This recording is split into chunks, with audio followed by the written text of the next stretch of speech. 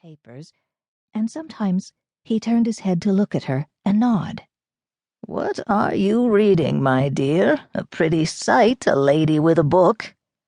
"I'm reading something called The Art of Cooking, Uncle Julian." "Admirable." We never sat quietly for long, of course, with Uncle Julian in the room. But I do not recall that Constance and I have ever opened the library books which are still on our kitchen shelf. It was a fine April morning when I came out of the library. The sun was shining and the false, glorious promises of spring were everywhere, showing oddly through the village grime.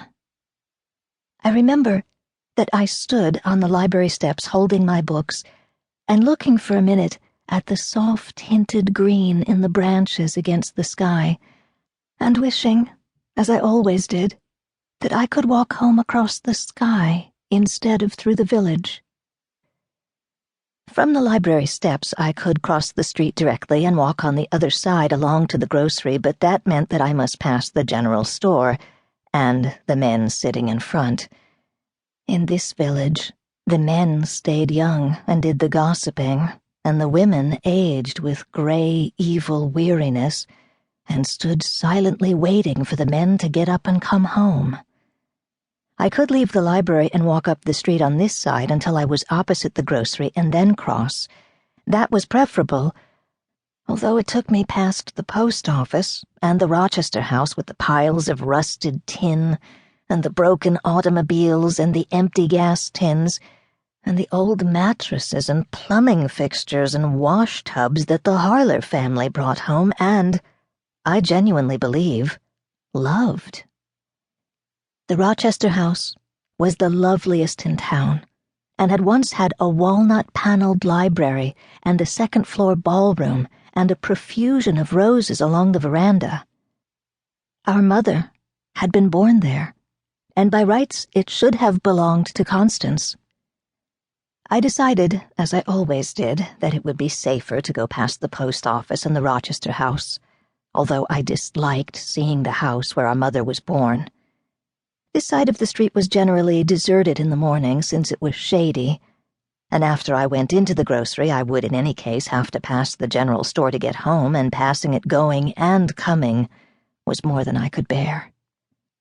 Outside the village, on Hill Road and River Road and Old Mountain, people like the Clarks and the Carringtons had built new lovely homes. They had to come through the village to get to Hill Road and River Road because the main street of the village was also the main highway across the state. But the Clark children and the Carrington boys went to private schools, and the food in the Hill Road kitchens came from the towns in the city. Mail was taken from the village post office by car along the River Road and up to Old Mountain. But the mountain people mailed their letters in the towns, and the River Road people had their hair cut in the city. I was always puzzled that the people of the village living in their dirty little houses on the main highway or out on Creek Road smiled and nodded and waved when the Clarks and the Carringtons drove by. If Helen Clark came into Elbert's grocery to pick up a can of tomato sauce or a pound of coffee her cook had forgotten, everyone told her, "Good morning," and said the weather was better today. The Clark's house is newer, but no finer than the Blackwood house. Our father brought home the first piano ever seen in the village.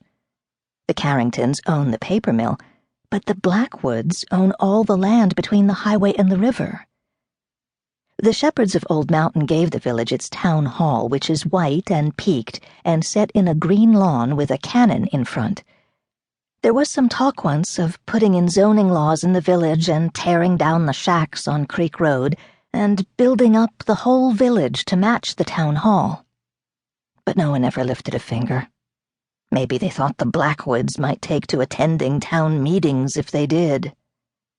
The villagers get their hunting and fishing licenses in the town hall, and once a year the Clarks and the Carringtons and the Shepherds attend the town meeting and solemnly vote to get the Harler junkyard off Main Street and take away the benches in front of the general store, and each year the villagers gleefully outvote them. Past the town hall barricade.